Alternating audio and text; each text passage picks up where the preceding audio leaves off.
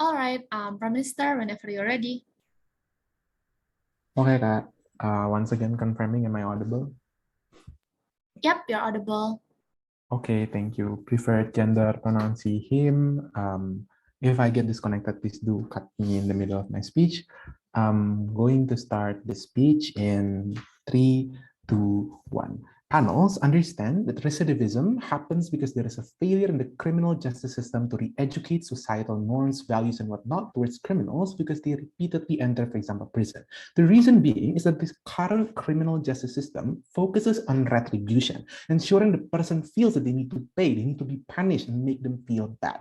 We think that these kinds of proposals are ineffective, but we fixed that under our house and we solved the issue of recidivism and this revolving prisoner phenomenon better, making them functional members of society. We're very proud to propose. Our sense is simple. First, we think that recidivism happens because the government was unable to actually reintegrate them, for example, towards the members of society. We think that this happens because of the overwhelmingly glorification, for example, of retribution, that you need to make these people feel punished and you need to, for example, give the worst punishments towards these people.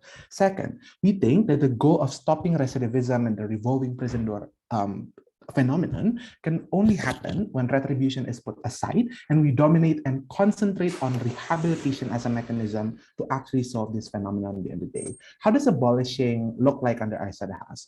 Basically, we're going to abolish any sentences. That is to say, like people going to prison, paying a huge amount of fine. We're going to remove all of that, but we're going to focus, for example, on the creation of rehabilitation and also rehabilitation centers. How are those rehabilitation centers going to function under our house, right? What's going to happen is that inside these rehabilitation centers, each criminal, for example, is given someone to communicate to in a healthy manner. That is to say, rehabilitation experts, psychologists, counselors that give you guidance and whatnot, that are specifically designed to constantly communicate and tell these criminals, for example, that yes, what they did in the past, the crimes and whatnot, was inherently bad, but there would be, for example, follow-up questions like, what are the kinds of reasons, for example, the factors that contribute towards your crime, and was it because of economic issues, for example, mental trauma and whatnot? Then there would also be, for example, mechanisms where we can find what we can do, how to solve these issues, and we're also going to actually educate modern skills towards them. This also would look like the model that happens in Scandinavian countries, like in Finland. They give a humane treatment towards convicts, especially like giving them like humane food, like giving them treatment of equivalent skills that are in society and whatnot. But also what we're going to do is that we're going to work with multiple job sites. So after they exit, for example, these kinds of rehabilitation centers, they're able to work. And we're also going to advertise that these people are skillful. Therefore, we ensure that the benefit that we want to reach is something that's like guaranteed under our house. Lastly, understand that if we're talking about like feasibility, prison is an expensive thing and whatnot, like this rehabilitation may be expensive, understand that prison also is something that's very expensive. Like there are more money that are lost in repeated recidivism, court proceeding, lawyer over capacity. This is something that's expensive. Under our side, we think that spending an amount of money to create rehab centers is also as justified, and it's actually something that's going to be more resourceful when it happens. Two arguments that I'm going to talk about in my speech. First, I'm going to talk about why the fault lies on the system, therefore the mechanism should also come from the system. But second, I'm going to talk about how we actually like serve the purpose of justice better, just a little bit on the victims. First, I'm going to talk about why the fault lies on the system. Understand that the reason why people commit recidivism crimes that are usually crimes that are economic, like for example, mencuri, jambret, and whatnot, is because of poverty. Understand that this poverty is also something that's very structural, because we think that the issue lies on the government and their inability. We think that the solution should also come from the government. That is to say that we have to prioritize integrating them and rehabilitating them into more functional members of society. This is true because firstly, I've told you like the problem is like most likely economic kinds of crimes and whatnot. This happens because one, economic conditions usually do. There are certain economic conditions that don't afford these individuals that do crimes other alternatives. They cannot provide to their families. There are no other choices. But second, there's no privilege towards the access and the skills that are needed. Also, orphans that, for example, lack sufficient parental backing in mental health and whatnot, and there's no access towards cheap mental health things and whatnot. So these kinds of harms are accumulated. Lastly, why do we think that punishing or focusing on retribution is bad is also because the stigma of recidivism is very harmful, because it makes these individuals look like, for example, they're garbage, they're damaged goods, and it further exacerbates the harm that these people or individuals feel. This also is harmful because it creates, for example, some sort of self-fulfilling prophecy. That is to say that, oh, I'm doomed to become a bad person, for example, or society looks at us as if we're members, for example, that cannot be helped because we continuously go inside of prisons. They internalize, for example, that they're bad human beings.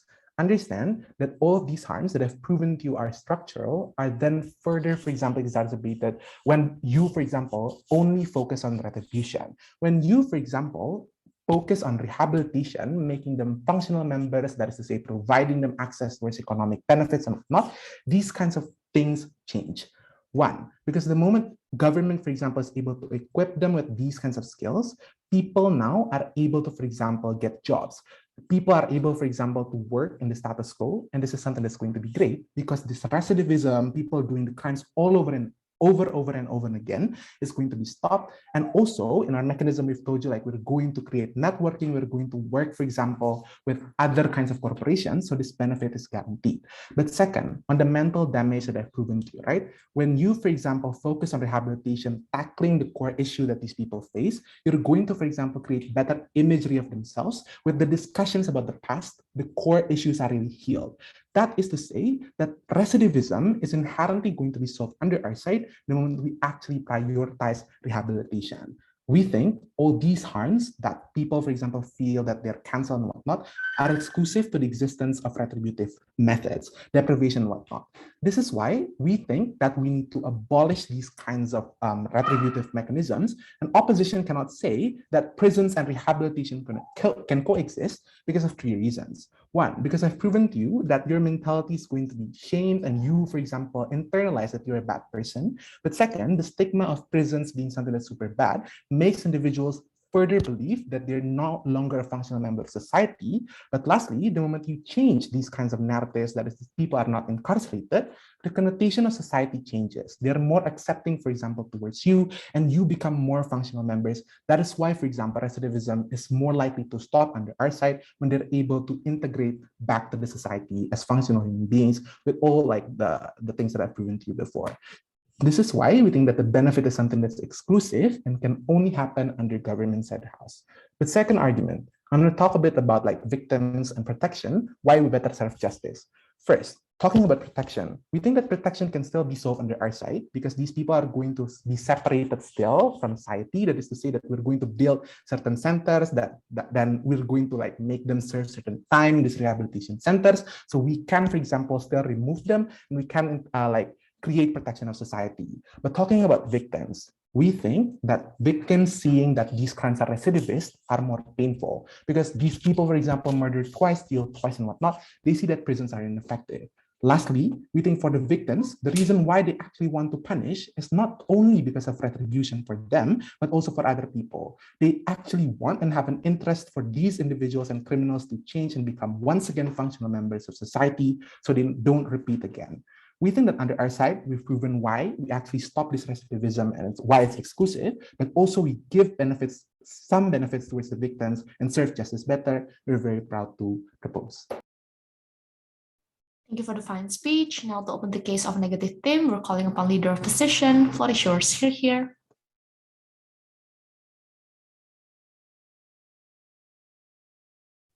Okay. Is my voice audible? Yep, you're loud and clear. Okay, thank you.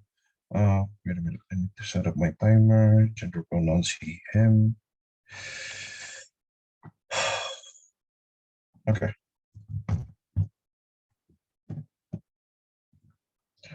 I'm going to start my speech in 3, 2, one. First of all, two pieces of rebuttal. What is the definition of retribution that is coming from the government? Because if you're saying that these ex-convicts or people who do these crimes, you will still take them to a place where they are isolated from the people, where they receive this act of rehabilitation, then are you still not stripping them of the freedom of them being able to interact with society in that certain amount of time?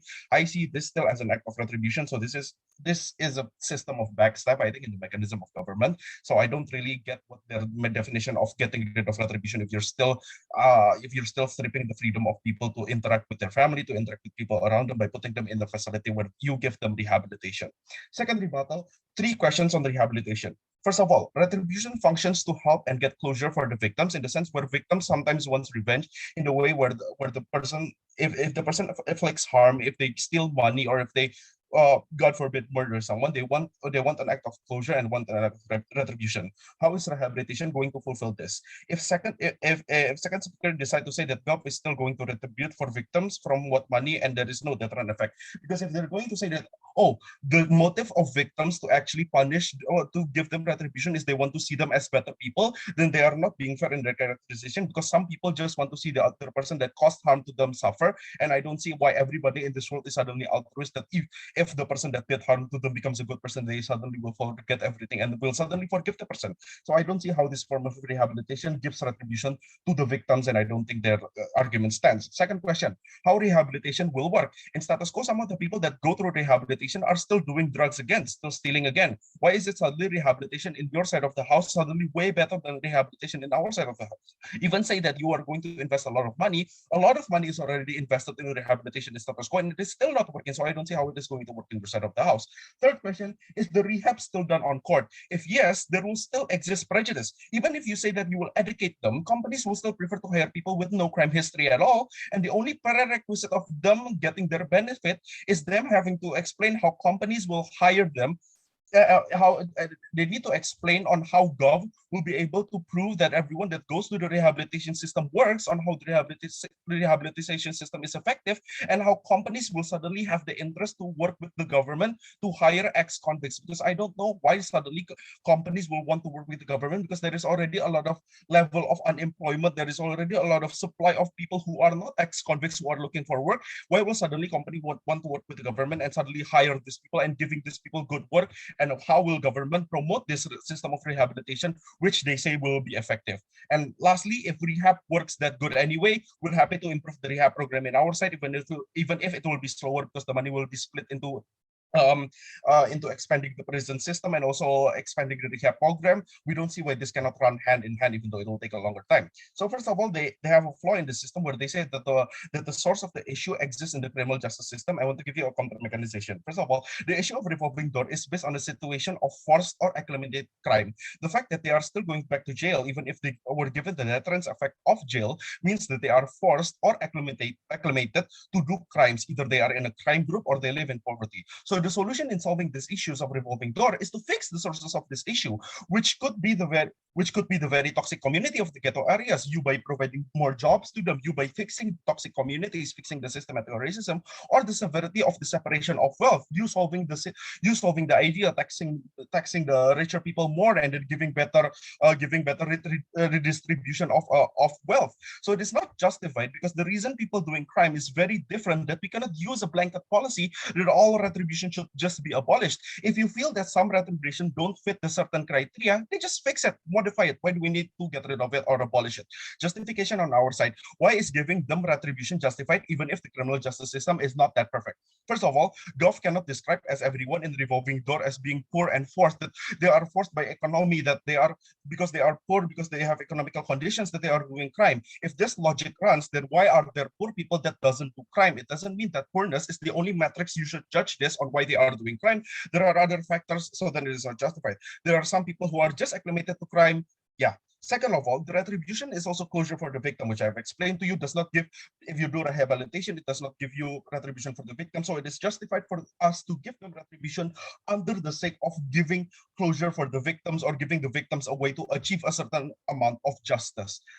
I will explain further. I will explain on, let's say, the benefits on why abolishing retribution is not the only solution.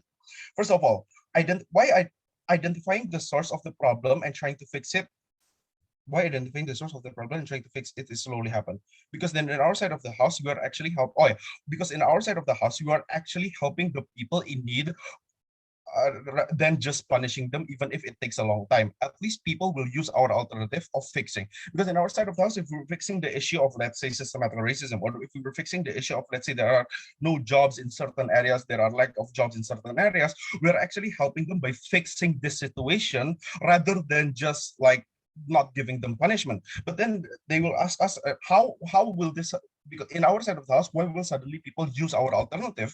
Because they know that if they do crimes, they will get an act of retribution. They know that if they do crimes, they will actually go to jail. They will get fined. So they would want to use our system of actually bettering the system. They would look for jobs. They would look for work. They would give their whole effort in trying to not to do these crimes based on the idea of deterrent effect, because no one wants to go to jail. But secondly, why this cannot run hand in hand in their side? Because their side of the house, second speaker, third speaker might say that, oh, in our side of the house, we can also fix the system while creating rehabilitation. The problem is, if your deterrent effect is not that big, they know that they don't have to go to jail. They know that they don't have to get treated poorly, and all they need to do is fake going to rehabilitation and just going out. Why would then they not steal? Why would they then not do these types of stuff if the deterrence effect is not that big in their side of the house? So they need to explain on how, if the system of rehabilitation is not that deterrent upon the people that are doing these crimes, on why they will choose the alternative to actually do good rather than do bad, knowing they won't be punished too heavy because of it.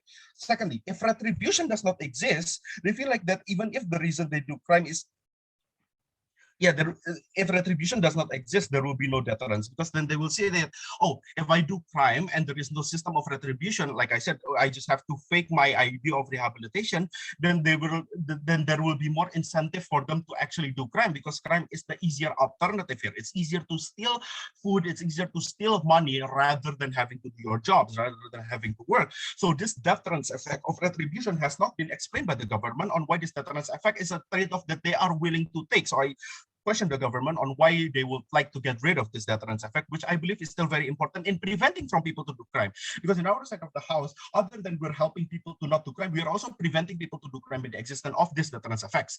If the gov wants to bring the problem that CGS and jail system is shitty and then it's not working, they are only running away from the problem. The solution to a shitty and not working CGS system is not then to just abandon the using of jail. It's not then to abandon the using of CGS. It's to actually fix it. How are you going to improve the humane treatment of people in jail? Because I believe that it is possible, like they said, that in the Scandinavian country, they have a system of jail. It is still jail in the Scandinavian country, so I don't know why they bring it as an example, but they have a system of jail that treats their inmates very humanely, and this is actually very functioning. So why don't you just focus on improving this criminal justice system or improving the jail so that they will be catered to these people more? I don't see why we need to get rid or abolish the idea of retribution under this matrix and under these reasons, and this is why we are proud to oppose. Thank you for the fine speech. Now to continue the case of affirmative, we're calling upon Deputy Prime Minister. Floor is yours. Here.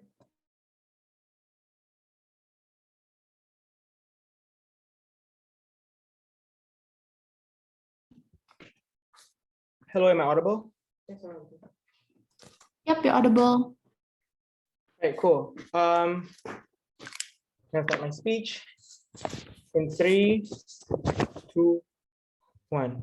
Opposition stance is weird because opposition stance that okay, on our side, we still can have retribution and we still can have rehabilitation, which is already a lot of money. Then the question then, if they want to defend status quo and stating that all of these things are good, are already existing, 3 questions then, right, to their whole case. 1, they never explicitly prove to you then why the context side of recidivism having a huge amount of number would necessarily change on their side, considering the number is an impact of the current status quo policy that is implemented that they want to defend. 2, there is no, we've explained to you the exclusivity of how rehabilitation and retribution cannot go hand in hand, because the value that you put, that these criminals internalize from these kinds of different treatment is oppositional to each other. That is to say, retribution emphasizes that you are a disgrace of a human being, all negative emotion that you need to feel ashamed for yourself, for example. The comparative rehabilitation is full of positive reinforcement that your past does not define you, for example, etc. So at best on opposition, there is a, they shoot themselves in the foot because their harm mitigates their own benefit at the end of the day. But thirdly, all of their benefit of, okay, rehabilitation is good, means that they agree with, no, you need our case, our explanation of why rehabilitation is the only way to reintegrate into the ghetto community that LO talks about, can only run if you buy PM's explanation first as to why, for example, the rehabilitation will work, the kind of model that we provided to you earlier, meaning that you need Goff's case for ops benefit to run, which just showcases that there is more than enough proof on opposition to prove why it's different, why it's exclusive, but we've already proven to you so much. Three things I'm going to talk about, right? One, why retribution sucks, for example, for recidivism. Two, talking about why victims will be satisfied. But thirdly, talking about sense of safety, why it's better when rehabilitation provides a sense of safety. If I can, I'm going to talk later about why it would create a long-term benefit for addressing criminals in the long run. First things first, right? Why retribution sucks. So for recidivists, the reason why they go to jail is exactly because deterrence that opposition talks about, like negative connotation, the fear of going to jail, that never crystallized by the way, why it's fearful, why it's bad, is necessarily, it's not a huge enough harm for people to not do crime, right? They picturize themselves when they talk about, okay, people still do crime even though they've been to jail, exactly because one, there is no other choice that they can afford, but two, the punishment does not work. They've been through it, they went to jail, they experienced the whole, things that you do in jail, for example, and they still do crimes anyway, knowing that's the punishment that they do, that they would get later.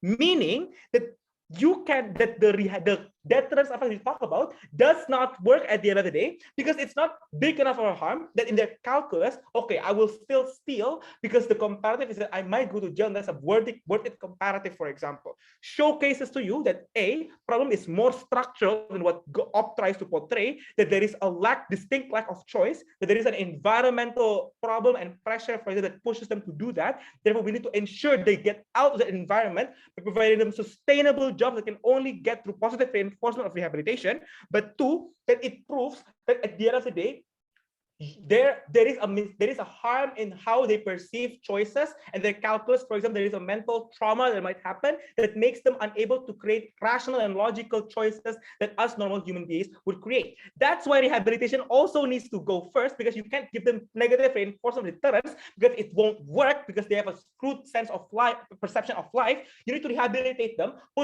meet them with a psychologist, with a counselor that helps them, for example, get over their mental trauma, only afforded as well in government team through rehabilitation. That's why we need to rehabilitate them to create a sustainable way to ensure they don't go to they don't become recidivists, because then we are allowing protection for them at the end of the day. Second, why victims won't be satisfied, right? So we question then, right, the importance of victim satisfaction at the end of the day, because in criminal justice system, victim satisfaction is never the parameter because it's very externality and subjective. Closure is something that you can say, you can force people to have closure, for example, with your verdict of someone going to jail. Because if you are a victim of sexual harassment, for example, jail is not enough. You want their hands to be cut off, for example. That's only the reason why, and you have to do it yourself, for example. That's the only way you get closure. That's why the fairness in justice system is never fairness based on the perception of victims, but fairness based on whether the government sees that there is equal opportunity given for both criminal and victim, and then the truth, for example, will be siding on who is right and who is wrong. That's why then, when OP says that, oh, victims aren't closured, they need to prove first why, for example, giving, like Gaga only getting 4.5 years in prison after making someone literally get crippled it's giving closure to the family of Clara, for example. The comparison, that's why it's never then a certain benefit on their side. So don't buy that burden push that OP tries to push. Then what should be the parameter, right? The parameter then should be whether it's proportional to the crime that is done, whether it ensures there is reintegration back to society to ensure that there is equal chances for all to become a better human being in the future. That's why rehabilitation is fair, because one, it offers the kind of protection in the way that it offers the kind of solution that ensures that less crime happens in the future, meaning that general people are less likely to be victims of the crime in the future because there is sustainable change. But secondly, it allows equal opportunities for criminals as well to have the equal, chances of becoming better, getting over the crime, for example, understands they're wrong, and etc. Meaning that better criminal justice system is better on our side. Victim justification is not as important as you might think, and opt never proves comparatively why it's settled on their side. Lastly, right, extension, why retribution gives a sense of safety for everyone. So the reason why then sense of safety happens on opposition is that the sense of safety from punishment is contingent towards the physical removal of individuals from committing that commits crime from society as a whole. This means that the image you get when someone gets to prison is usually you want them to be locked up, for example, physically removed from the place on which you are sitting in, for example, because you don't want them to come back, you don't want them to constantly commit, right? That's why you give them negative narrative, like, oh, okay, you are a trash of a human being, you cannot integrate, for example, you you harm so many people, you need to die, for example. When people do come out of prison, two things happen, right? One, they usually don't get opportunity, like exactly what the says, but two, it leads them to the path of crime exactly because there is no help from state as to how then they're going to be better. Because even if you want to talk about skills you get in prison, it's usually skills like hitting rocks, for example, or I don't know, like fighting. I don't know. The conclusion is that there's no focus then on ensuring that you become a better human being. That's why there's an unsustainable sense of safety. That one, even if they get out of prison, people still fear them because the image of prison is always bad. But two, they'll do crimes anyway because the root problem as to why they commit crimes is never solved. Comparative then, on our side, there's a better sense of safety. Why? One, rehabilitation center gives the image that people are not doing this because freely of their own will, but because they are sick, for example, they feel like there is a screwed sense of choices, decision making, because the environment might not be as supportive, for example. Then the solution that you need to get healthier, you need to get better. It gives the way that, okay, if they get out of rehabilitation center, they are not damaged goods, but they are healed goods that necessarily already learn how to integrate. This is why it's better and more sustainable. One, normal people are able to accept them anyway because the image is better through all the mechanisms we've proven extensively. But two, it ensures that they don't do the same crime again, which protects victims as well, because on opposition, when victims see that criminals do repeated crime and become recidivists, it harms them knowing that the community fails in protecting them, giving less sense of safety on opposition, better on golf when there is less likely of crime. Proud to propose. Propose. Thank you for the fine speech. Now to continue the case of negative theme, we're calling upon Deputy Leader of Position, Floor is yours. Here. Hi, am I audible? Yeah, audible.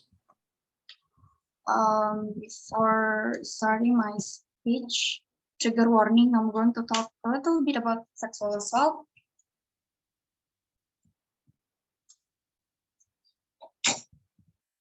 Okay. Starting my speech in 3, 2, 1.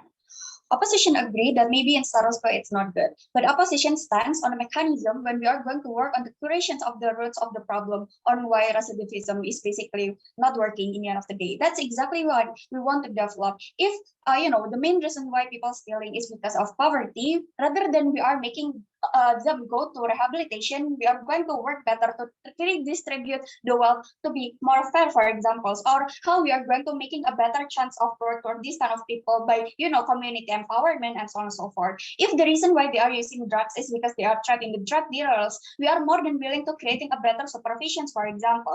If this person doing a sexual assault, if sexual assault happened, for example, we are more than willing to provide better safety facilities toward women, for example.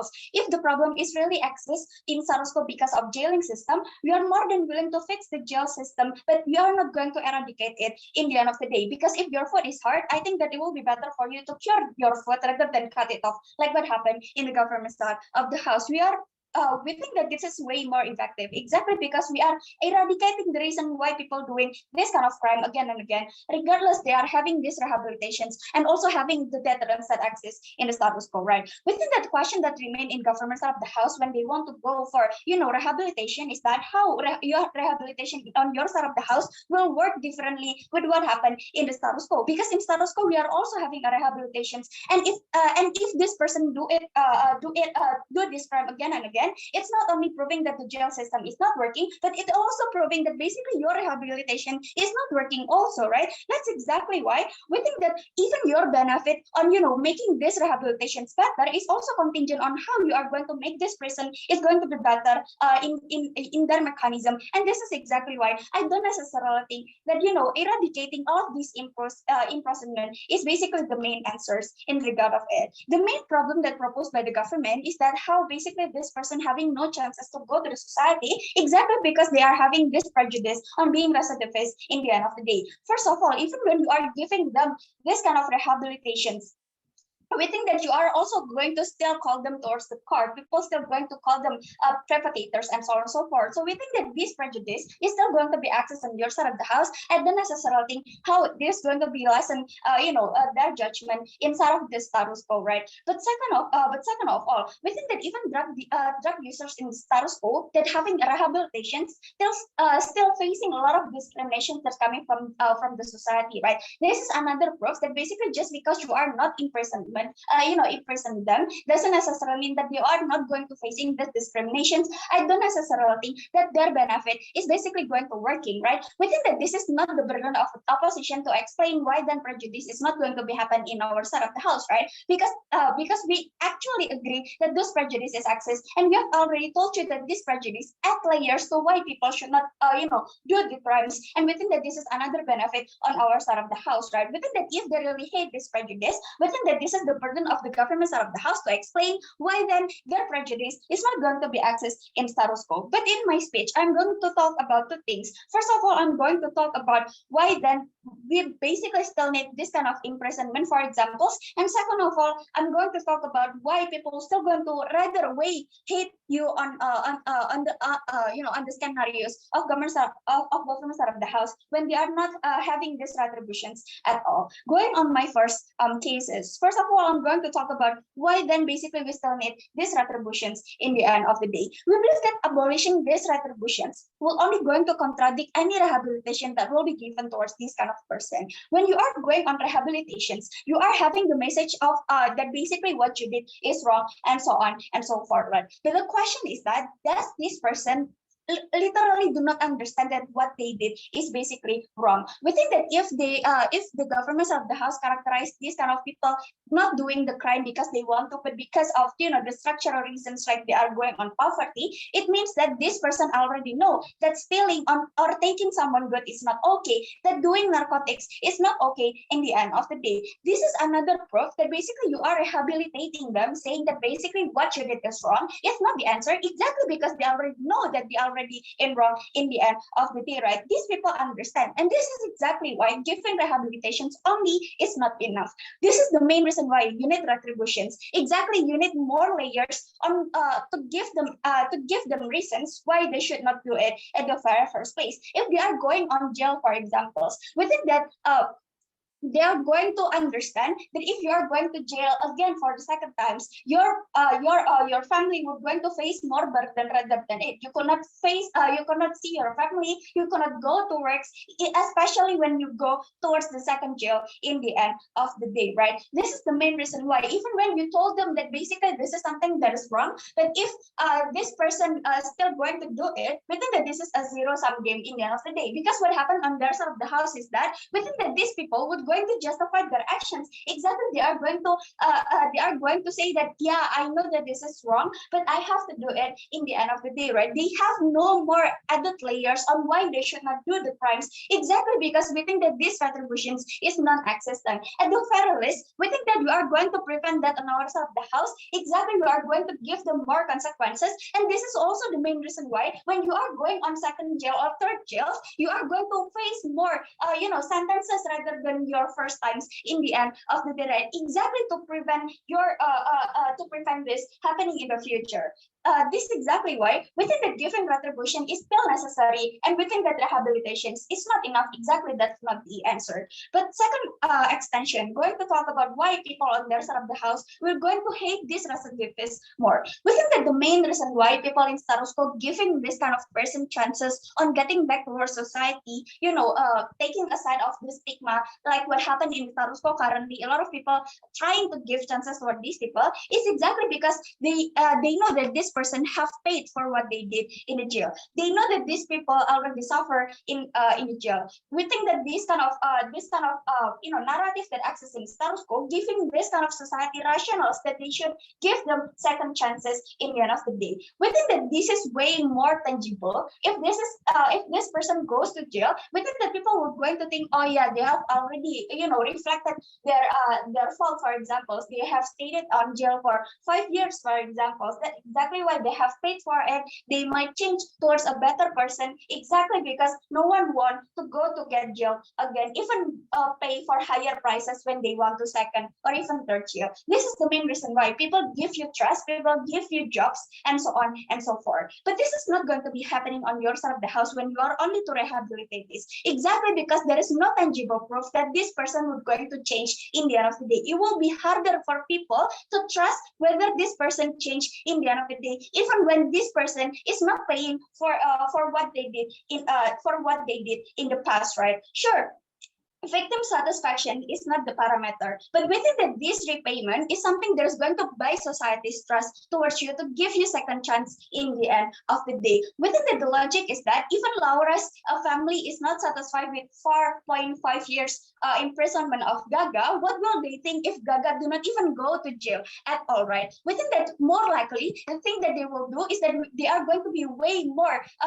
angry towards what happened in status quo. This person won't even get any chance at all. People not give them any jobs, and we think that the prejudice toward this kind of person would even going to be worse. This is the main reason why they are not giving answers. They even they are even worse than the status quo. We're very proud to oppose. Thank you for the fine speech. Now to end the case of positive team side of the house, we're calling upon government whip. Floor is yours. Here. Test. Am I audible? Yep, you're audible. Cool. Setting up my timer. Starting my speech in 3, 2, 1.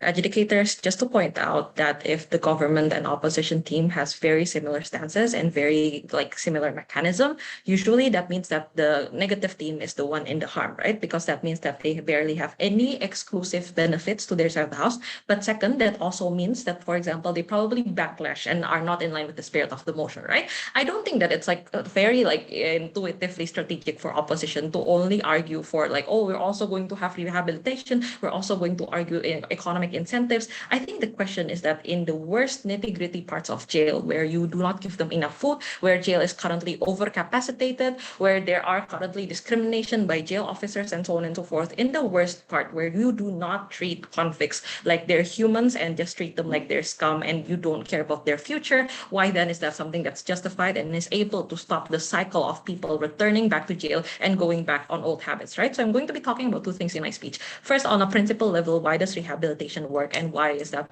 only better reinforced on our side of us? Second, on the part about employment and all these other minor sides, right? So first part, in the part regarding how do you best deliver rehabilitation, right? They try to argue on the very retributive aspect regarding how some people just want criminals to suffer, especially as victims, right? But here's the thing, why are all concerns valid and must be answered to by the state, right? Because anyone with empathy probably can relate to the victim, but the state has no burden to answer to each and every one of them, right? People who only want criminals who suffer, let's take a look at them, right? There are people who think that punishments are never harsh enough. They probably want these victims penniless or castrated even if it means that even if they are given jail, they're still not going to be happy, right? They're still not going to feel like it's going to be enough. All in all, we think that the only way these people are going to feel satisfied with the existence of jail is that you're going to incapacitate these convicts from survival at all, right? The reason why this is wrong is because state has two responsibilities principally, right? One, the state has the responsibility to defend each of its citizens regardless and make sure that they still have their rights, they can still get food, they can still get livelihood, they're free from torture. But second, the state also pragmatically benefits more with more functioning members, right? On their side of the house, where you have these people completely incapacitated, believing that they're mentally decrepit from all these other things. That means that less benefit as a whole, probably not something that state wants, right? But second, that also means that on their side of the house, the sense of safety for victims is contingent on other people's suffering. That's never a good idea because it's not safe, it's not sustainable, and it should have a more independent option, right? Because one, jail is not forever. That means that on their side of the house, the moment time the perpetrator steps out of the jail, the victims will go back to suffering again. They will never feel they left the cycle of suffering, right? But second, life is unpredictable, right? If in the future, on their best case scenario, where these people are able to get a job, these people are going to integrate back to society, the victims are going to suffer again because you reinforce the idea that the victims should just feel satisfied with these criminals being able to go to jail in the first place, right? You decide for them arbitrarily what satisfies their like suffering and not. But third means that they never really reach an independent acceptance, right? Because they're already completely shut out from the criminal system and from the legal like all proceedings and so on and so forth. So I don't understand why then this is going to proceed, right? But second, they also argue regarding how, for example, oh, they can simply fake rehabilitation. Meanwhile, on their side, how people are going to put effort into not going back, right? Several questions. People putting effort into not going back, all in all, deterrence functions only for a small part of society, right? It's not enough. The fact that we still have people going back to jail in the first place means that it's already not working, right? This may also deterrence also basically doesn't work because people always think that they are smart enough not to be caught. They always think that they are going to get away with the crime, but ends up getting caught again. So people are still going to go back into jail regardless because they're not going to put effort into not going back. They're going to put effort into not getting caught. But with like the current development of law, like enforcement and so on and so forth, they're still going to get caught, right? But also the concern about faking rehabilitation is super technical, right? You can have stronger surveillance, one, two, you can like the field of psychology is not a joke. We can tell when people are lying and we can tell when people do not have empathy, right? That's why we think that you're going to gradually get better and we're going to be able to develop to the point where rehabilitation is something that's certain, certified, and can be proven to you professionally by a psychiatrist. That's something that's a lot more possible and a lot more feasible than what's argued on their house, right? So I don't understand why. Rehabilitation is not coddling, right? They're going to ask you why. They're going to show harm in a way that these people understand. If it's true that some people do not have the basic concept of empathy or like our people are special like sociopath, then that means that like mental health facilities is going to answer to them better because you show them the harm in a way that is special and personalized and something they can understand, right? Versus the harms in jail, right? You do show them that you will regret going to jail, but the harms that you face in jail is something that's not proportionate to the harms that you are doing inside of your crime. For example, when you do stealing, but what happens in jail is that one, you lack food, you have no way to like to get nutrition for yourself. Second, you're going to be beaten up by your fellow inmates. Three, you're going to get discrimination and manipulation by jail officers. Trigger warning, like sexual assault happening inside of women jail and so on and so forth, right? This is not going to be preventive or solutive because this doesn't answer the question regarding why then this is going to be harmful, right? So that means that maybe they are not going to repeat the same crime, but they are going to do a crime another way because they do not have the capacity to understand the harm towards other parts of society, right? We think that this is best answered in rehab because we're able to more specifically identify what their problem is and answer it on a more sympathetic level and in a more like scientific method, right? So on that part, I think we win. Second, when they talk about employment, right? What did they try to tell you? They try to tell you regarding how people are not going to be trusting, people are not going to be prejudiced. So they can see this is still going to happen on their side of the house, right? This is going to become even worse on their side of the house because they told you that, oh, jail creates trust, right? If it's true that society is that prejudiced against people who convict crime, then that means the jail, that trust that they say that is also not going to be enough. Even further harm because there's like the current stigma of centralization of recidivists inside of like jail. That means that there's a stigma that inside of jail you only have drug cartels, you only have like criminals working with each other, you have another criminal out there who's secretly helping you and so on and so forth. Society doesn't trust you regardless. Meanwhile, on the other side of the house, because you're going to focus all of the national revenue into like ensuring that the rehabilitation system works, you have a bigger scale of an economic incentive, skill building, and workshops, right? That means that the company will always want to hire you because it's no longer written as a jail time where you are like communicating and helping other criminals, but it's seen as a way for you to develop your own skills, right? You're going to have certificates. You're going to have, like, for example, a diploma in the very best case scenario. But furthermore, in the very worst case, we think that company will always hire, right? Because one, there's going to be a sheer demand for it. Second, it's good for CSR because if you work with a rehabilitation campaign, it looks like you're compliant with government regulations and government incentives, something that's very good for investors, especially for Western countries that are generally prison abolitionists, right? These are the rich people that we want to target. But second, we think that furthermore, we already discussed, right? Economic incentive corrective and mental health facilities. If it's true that these people are not poor and not forced, they simply don't have the capacity to understand, then we can go with another form of rehabilitation, right? Talking about how we can explain to them the reinforcement of regulations. You can give them an understanding of criminal law. You can give them a look into the lawmaking process and why victims are important. You can give them a study on morals, ethics, and philosophy, right? These are things that it requires for the victim to not feel singled out and to feel open to interpretation and education, right? This is something that only happens inside of rehabilitation,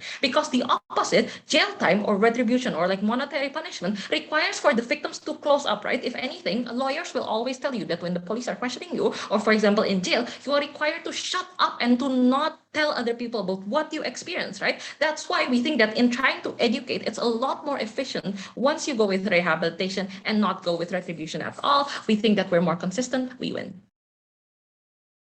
Thank you for the fine speech. Before we continue to the opposition whip, I'm really, really sorry, but I have to go to the toilet. Please give me 1 minute and I'll go back as soon as possible. Thank you, everyone.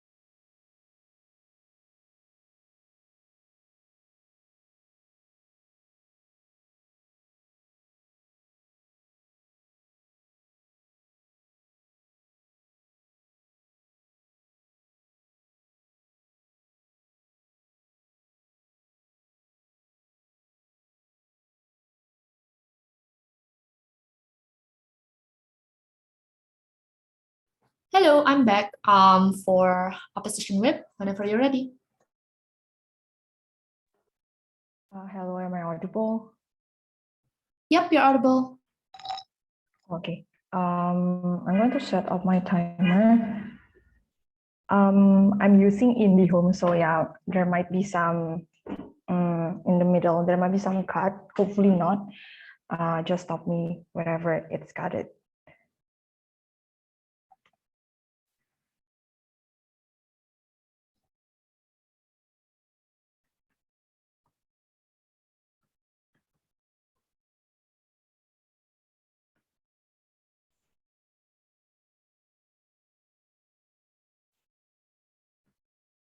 I'm going to start my speech in 3, 2, 1.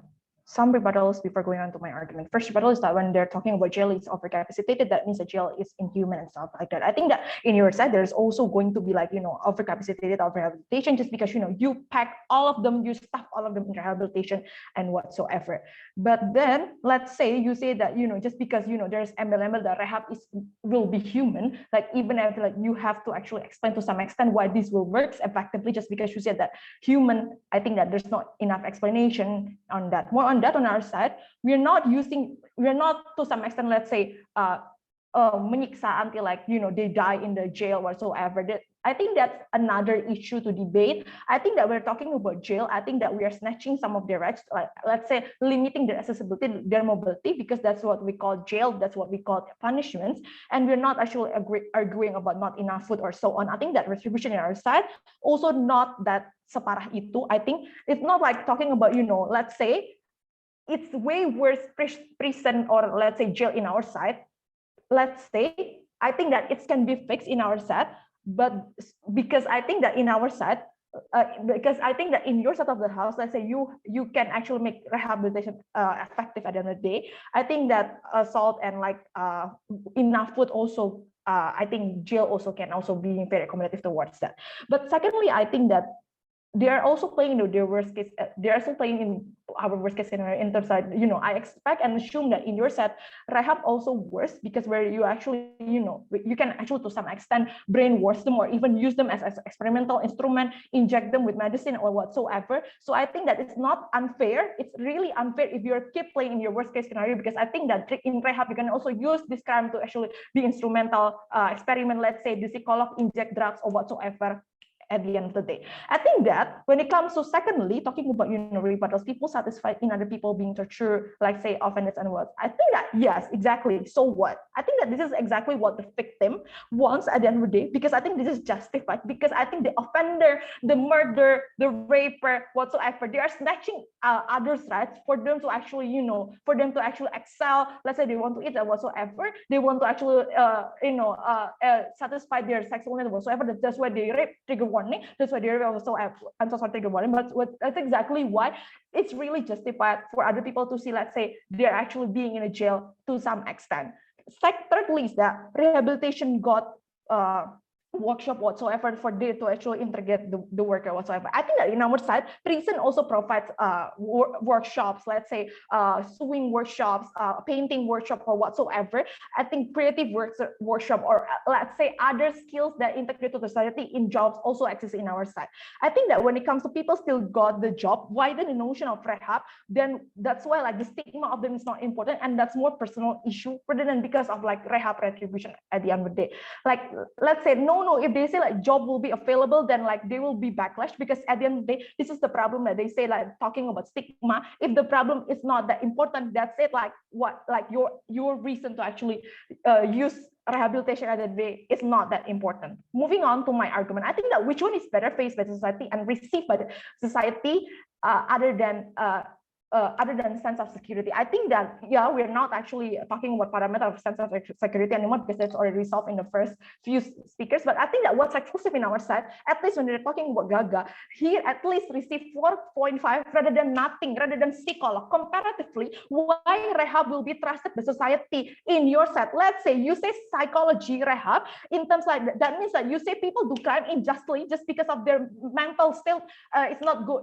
Trigger warning, I'm so sorry, because of their mental state is not going on, not because of their bad action and bad impact they cause. In that means, before going to rehab, they can also go to psycholog for not effective, because society have this not so good stigma that it will be effective to cure mental illness, mental health, to go to psycholog and so forth. And why go far by doing crime and enter the rehab to actually receive the treatment of the psychology? I think the society will even question in your set of that, like, is it that really effective of using psycholog? Like, what's the difference of using the psychologs outside of the rehab and also inside of the rehab? I think that's the difference, just free or not. But secondly, I think that retribution only from the point of view, who did that, who did the offense, who did the crime. I think that from the view of retribution, from the point of view of victim, it's a sense of closure, because I think that they're being dirugikan because of the action, because of the rights that's being snatched by them, because of the rights that's being snatched by them. I think that's the mindset, the point of view of the victim is that you stole my right, you stole our rights, some of our rights, so it's justified for you to go prison because you snatched mine. So moreover is that you know where to cross the line between my rights and your rights, instead of you don't know exactly what's there, and you keep actually blaming your mental health. So that's why I like in your side of the house, I'm justified to go rehab and whatsoever. I think that moreover, when talking my second speaker, they stated to you that recidivists, when they come to second time to prison, more second time, third times, they're also going to give more like punishment, because you have been in prison at least just because you cannot correct your mistakes. And this is exactly why you went to prison again. So we're going to give you more punishment. This is also going to be at least received well by society, because I think that society know there's this this punishment and this double of burden that this criminal have to actually serve in the prison. I think that also by giving the society lesson about moral ethics whatsoever to the especially to the victim, I think there's also access in the status quo and already in our set of this. So I don't see where's the exclusivity in your set, where's the benefit also coming. I think in our set also going to have that. Secondly, talking about what's the problem and abolishing Wong and the revolving of the door. I think that you cannot actually tackle, or let's say pukul rata one for all. Let's say you're actually making them go to rehabilitation, and you cannot actually ask them the reason, like they will be actually we cannot actually using psychology just to actually know what's the reason, what's the motive there, like for what you did that. I think the mechanism to tackle the crime is different one another. Not everyone is sociopath just because they do crime, that means that they're sociopath. So that's why they can their needs is for their mental to be corrected by the psycholog, to go to the rehabilitation and so on. I think think that some needs jail, some needs rehab, and like this is exactly why not like one size fits for all. I think that prison there is not any, that means that something is wrong. This is something that we've been all talking about. Government, let's say government don't provide enough job. Inequality is high. Public places not being accommodated. So I think that inequality in certain places is way higher, or even than discrimination on minority, that some people don't even acknowledge or access that to make easy access of water supply and gas. So I think that even if they say rehab gives job whatsoever, I think that in our side, when it comes to inequalities and so ever, we can also tackle, because in prison they also give job skills and so ever. But secondly, talking about crime, I think that crime is not about stealing or drugs. There are also sexual assault and so on. About talking about public places, it's not accommodative. Let's say public toilets, like let's say sexual assault happens because people inserting spike cam, or even lead to worse rape and whatsoever. Comparatively, I think in our side we give more that trans effect, because whether it's effective or not, at least they have stay 5 years with plus, let's say, workshops, so their needs of sexual is slightly shifted, at least get a pelatih workshop at least. And like society have this mindset, because you snatch others' rights, you have to actually be isolated to make you realize that you snatch people rights. Don't you think like education about sexual is enough in the status quo? Like you cannot actually doing spike cam, you cannot actually peep when people actually go to the toilet or whatsoever, but people still do it. Criminal offenders still do it anyway at the end of the day. So it's violating the victims' rights, and they know that they are doing is wrong. And for all of those reasons, very proud to oppose. Thank you for the fine speech. Now to conclude the case of opposition, we're calling upon opposition reply. Floor is yours. Here. Okay. Is my voice audible? Yep, you're audible. Okay, thank you. Sorry, setting up timer. Yeah. Just going to start in 3, 2, 1. First of all, I want to address the third speaker's concern on our case being similar. I don't think it's very similar, because it is clear that the government wants to get rid or wants to abolish the idea of retribution, and we say that we want retribution to exist, but it can go hand in hand with fixing the source or the core problems by fixing the CGS, fixing the jail system, by fixing the economy system, by fixing the idea of systematical racism. I don't see how this is similar in the sense, because the main principle or the main idea of the motion is the abolishment of this retribution. So if we already don't abolish retribution, so it is a very different case in the first place. Secondly, the burden of proof of each houses. When the motion reads that abolishing retribution is the only solution for government, our burden of proof is to prove that there are other solutions, that improving the jail system, giving better redistribution, that these are other solutions, that we don't need to abolish retribution, and it is not the only solution, and that it could go hand in hand, that abolishing retribution, that retribution should still exist. Government side of the house spent no effort at all in their speeches saying why solving the core issue of the problem will not work. So our burden of proof is answered, but automatically they don't answer why retribution must not exist at all, or why the abolishment of retribution cannot go hand in hand with these types of stuff, because of their concerns that I'm going to answer later. Their issue of giving a blanket policy that no one will be retributed and everyone will get rehab. So this is a very blanket policy that I don't think really works. So are we treating a poor person who stole a chicken the same with serial killers? My second speaker already said that the issue of crime in the revolving prison door is the various types of crimes that you cannot just apply a blanket policy. There are various motives of crime. There are various types of crimes where rehabilitation cannot simply solve all of them. They have given no explanation on why rehabilitation will fix these various types of crime. They just said that rehabilitation will solve crime in general. If that is so, then why isn't the system of now just rehabilitation? If rehabilitation is that magical, then why is it still not working in status quo? What is the difference of your rehabilitation system and our rehabilitation system and status quo? I don't get why rehabilitation in their side of the house is suddenly this godlike thing that will solve everything, that will solve every single crime. On the idea of better treatment of prisoners, if you say that murderers and rapists and more types of perpetrators will be treated humanely in rehab, and that this system in rehab is feasible, that suddenly people in the rehab station or people outside of the rehab will not have a certain prejudice against these very heinous types of perpetrators, then why is it not possible in our side of the house? If you say that the people exist in your side of the house, then invest these people in creating a better jail system. If you say that the money is possible to make this happen, then invest the money in creating a better jail system. We don't get it why it is not possible in our house, why people in our house will suddenly be very evil and people in your side of the house will suddenly be very altruist. This is, I don't think they're being very charitable, that they're playing in our worst case, that we cannot improve the jail system. The jail system is just fucked. We just need to leave it and we need to go to rehab system, where I don't think that this is fair. And we are already playing in their best case scenario, that even if rehab works, why must we get rid of retribution, even if retribution has a lot of benefits? Lastly, on victim focus. Third, say that government has no responsibility to cater to victims, then why would they create CGS? That's what exactly CGS does, bringing justice, catering to the victims.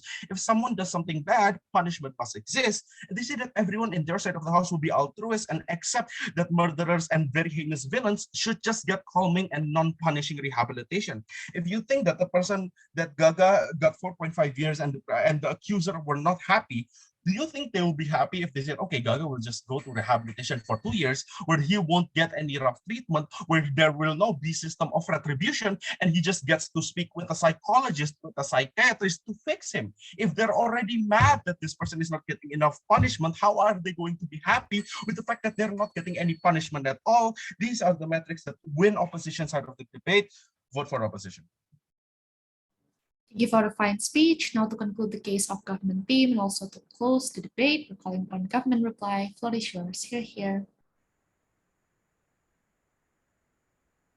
All right, am I audible? Yep, you're audible. All right. I'm gonna start my speech in 3, 2, 1. Opposition lost because opposition is confusing.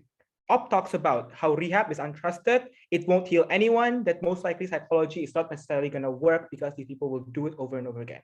But on their side, the LO says, oh, we also will have rehab and punishment.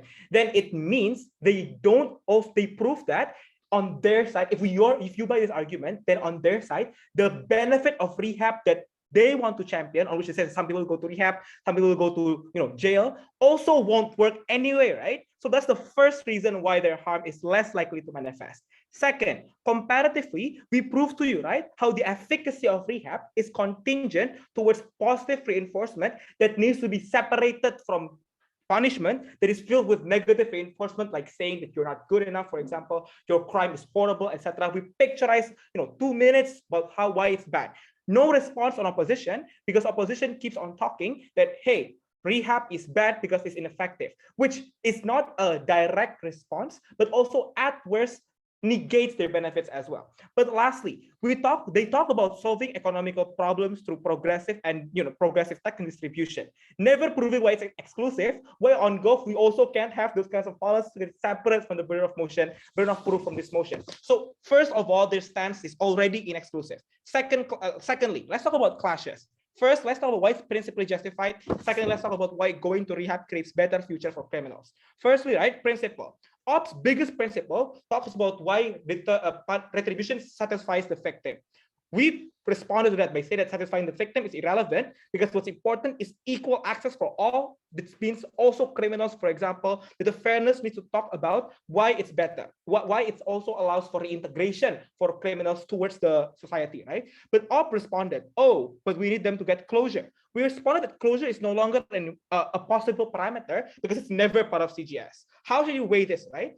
You should weigh this on the wording of the motion, which necessarily burdens you to talk about which one solves the revolving door system best, right? So if you weigh then about our principle of reintroduction to society and their principle of satisfying victims, then our principle wins better in this debate because it's more in spirit of the debate, right? But secondly, we talk about that, most importantly, we talk about why reintroduction to society is better because it answers them at their best case scenario as to that, okay, if they talk about we want to satisfy the victim, but it never negates why necessarily reintroduction of criminal society is bad at the end of the day. So they also never explain their worst case scenario, but we said, okay, satisfying victim is not good because at best, for example, it makes the judgment unfair. So in comparison, on the interest of the motion and the impact, we also take this clash by a lot. Secondly, right, lastly, let's talk about which one creates better future for the criminals. Op talks about deterrence. They won't do it again, but no explanation as to why it's different from the multiple retribution punishment that we've done so far, especially when they defend status quo, which in context like proves there is multiple harms happening currently. Second, people will be more accepting. And lastly, late mechanism on third, talking about workshops, etc. We responded to this by giving you 4 important analysis to why people become recidivists through psychological trauma and structural poverty, analyze why change could happen through psychological guiding and help analyze the problem. 3, how jail is bad because it gives negative reinforcement from self-fulfilling prophecy and bad image and sense of safety. But lastly, talk about job skills which equips people on how they are able to reintegrate, because we prove to you why then this incentive structure of corporate to want to obtain these workers. All of these responses, arguments was dismissed by opposition, where opposition talks about, oh, but victims, but they're gonna be deterred anyway because they're afraid of jail. We've given to you 3 responses as to why jail doesn't work, because they have a false sense of understanding of reality, because they have no other choice, but because jail isn't that bad anyway. So the weighing then is 1, we give better response as to their best case and worst case scenario, but 2, there's a better likelihood because a better picturization as to why change happens on our side to psychological guidance and everything, where opposition, they stop at why deterrence is effective, but never prove to you why Proud tend to propose. Thank you for the speech. That ends the debate for the quarterfinal round. You guys can virtually shake hands and also virtually thank each other and wait in the main hall for the announcement of the semifinals. Thank you so much, everyone. Thank you, everyone.